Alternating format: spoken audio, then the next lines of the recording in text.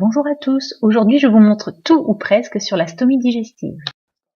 Donc pour ça on aura besoin d'une poche de stomie, de son support qui correspond bien entendu. Donc là j'ai choisi ce matériel là, je vous expliquerai plus après pourquoi. On aura besoin d'une paire de ciseaux, on aura besoin également de 2 paires de gants non stériles, on aura besoin d'une bannette pour mettre l'eau ainsi qu'un gant de toilette, d'une serviette pour essuyer à la fin du soin, et si la peau du patient est vraiment irritée, préférez des compresses non stériles pour le confort du patient.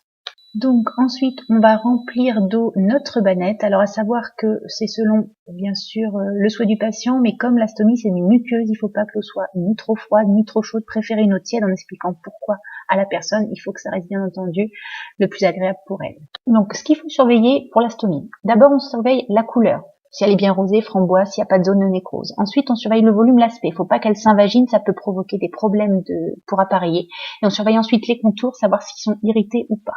Donc, après avoir mis vos gants, vous enlevez l'ancien appareillage du patient, de sa peau, en décollant le plus délicatement possible pour limiter le phénomène douloureux de son abdomen. Et ensuite, vous allez venir nettoyer à l'eau claire ou avec de l'eau, avec du savon de Marseille. Il faut pas prendre du savon avec, des parfums. C'est très très irritant. Donc, il faut vraiment soit de l'eau claire, soit du savon de Marseille pour venir bien nettoyer la stomie, la périphérie, les contours, en tapotant, pas trop frotter, parce que souvent, vous allez voir, les peaux autour des stomies sont irritées. Il faut vraiment pas frotter, tout tapoter tout doucement, et vous venez ensuite sécher, soit avec la serviette si la peau est saine, soit avec des compresses non stériles, la périphérie pour bien que le matériel ensuite adhère à la peau.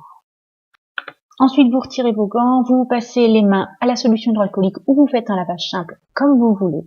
Je vous présente donc le matériel à côté de ma magnifique stomie, c'est de la pâte à modeler soit dit en passant, c'est très très artistique. Donc j'ai choisi cette poche et ce support là parce que c'est une patiente dont je m'occupe qui m'a gentiment donné le matériel, à savoir qu'il existe une multitude de matériel, de poches, de supports. Il y a des poches monoblocs, des poches transparentes, des poches compactes, des supports convexes, des supports... Enfin bref, il existe beaucoup de matériel. Donc là je vous montre comment on ferme cette poche-ci, à savoir que c'est pas spécifique à toutes les poches de stomie, chacune a un système de fermeture différent, donc il faut vraiment bien connaître votre matériel. Donc chose très importante, avant de mettre la poche de stomie, la fermer, sinon vous aurez travaillé pour rien du tout, tout va se renverser dans le lit du patient, donc il faut vraiment faire attention. Donc là, ce système-là, il y a un système de sécurité au niveau de la poche, c'est-à-dire qu'une fois qu'on aura fait adhérer la poche au support, il faudra bien fermer ce petit système. Écoutez, on va entendre le bruit normalement. Donc une fois que la poche est prête, on va procéder au découpage du support. Donc si c'est la première fois que vous appareillez la stomie, il faut malheureusement le faire à l'aveugle. Vous estimez le volume de la stomie et ensuite vous tracez avec un marqueur un périmètre qui vous paraît être correct en fonction de la stomie, à savoir que de toute façon vous avez le droit à l'erreur, c'est pas grave, c'est la première fois. Donc voilà, vous tracez avec votre marqueur, vous avez une base et ensuite vous prenez vos ciseaux et vous découpez. Donc voilà, vous découpez le support. Vous n'hésitez pas à rejauger pendant la découpe, voir si il faut recommencer, si c'est trop grand, trop petit, tout ça et tout. C'est la première fois, donc il faut bien appareiller. Une fois que vous avez une découpe qui correspond au volume, moi ce que j'aime bien faire, c'est repasser un marqueur, parce que vous allez voir sur ces supports-là, quand on enlève le film plastique, ça nous permet pour la prochaine fois d'avoir une base en fait de découpe, de pas avoir à rejauger à chaque fois le volume de la stomie. Vous prenez la base que vous avez fait la première fois, je vais vous montrer sur le petit film, et vous n'avez plus qu'à découper, c'est quand même un gain de temps et de confort pour tout le monde. Donc je vous montre, je touche ce que vous ne ferez pas vous pendant le soin, dessous la partie adhésive pour vous aider de la texture. Donc là dans ce support-là, les petites encoches que vous voyez à droite à gauche, c'est pour mettre une ceinture abdominale quand il y a des difficultés pour appareiller. Voilà. Donc ensuite, vous mettez vos gants et vous faites adhérer le support autour de la stomie à la peau du patient en appuyant. Donc en post-op immédiat, les gens ont très mal à l'abdomen, ça sert à rien d'appuyer comme un taré, mais bon, il faut vraiment faire adhérer le support à la peau, donc bien appuyer partout pour que partout la poche soit adhérente et qu'il n'y ait pas de fuite par la suite. Ensuite, vous prenez votre poche que vous faites adhérer à votre support. Donc, vous pouvez la mettre dans ce sens-là si la personne est alitée pour que ce soit plus facile pour vous de la vidanger. Et si la personne se lève et la vidange seule, il faut la mettre dans l'axe de la cuisse pour que lui, ce soit plus facile pour la vidanger. Donc voilà, vous faites adhérer la poche. Donc là, vous vous assurez qu'elle soit bien bien clipsé. Et là, vous fermez la petite sécurité supplémentaire pour pas que la poche s'en aille au cours de la journée et vous assurez qu'elle soit bien adhérée en tirant dessus délicatement, bien entendu, mais ça vous permet de voir un petit peu s'il y a des fuites, quoi que ce soit.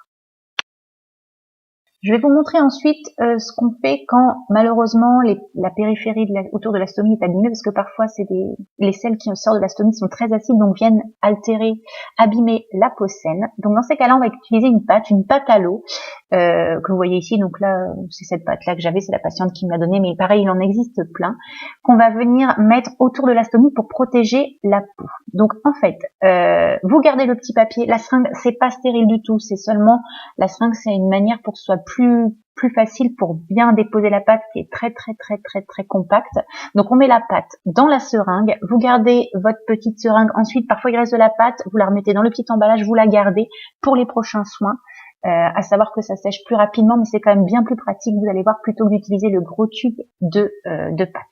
Donc maintenant que la pâte est bien mise dans la seringue, vous allez venir autour de la stomie, la déposer. On croirait un peu que c'est pas comme de la cuisine, c'est un peu ça en fait. Vous venez vraiment mettre la pâte tout autour de la stomie, de cette manière, bien collée à la périphérie. Voilà, vous déposez votre pâte. Donc ensuite, pour que la pâte soit bien adhérente et protège bien, il faut légèrement l'humidifier. Donc vous remettez de l'eau dans la petite bannette que vous avez utilisée au début du soin, vous prenez des compresses non stériles que vous humectez légèrement d'eau et vous venez ensuite tapoter sur la pâte qui va s'homogénéiser et en fait qui va créer une seconde peau qui va protéger vraiment la peau abîmée du patient. Ça va éviter les effets secondaires à type de crevasse, d'irritation et donc de douleur pour le patient. Et ensuite vous venez faire comme tout à l'heure, adhérer le support à la peau du patient en appuyant partout pour limiter les fuites. Vous voyez, la pâte ressort, elle a vraiment créé une seconde peau, le patient est vraiment protégé. De la même manière, vous venez mettre votre poche sur le support. Voilà, sans oublier la sécurité, vous vous assurez qu'il n'y ait pas de fuite et comme ça le patient, en plus d'être appareillé correctement, a une peau qui est protégée et qui va arrêter de s'abîmer. Et voilà, j'espère que la vidéo vous a plu et que vous avez appris plein de choses. N'hésitez pas à vous abonner pour être prévenu de futures vidéos. Bye!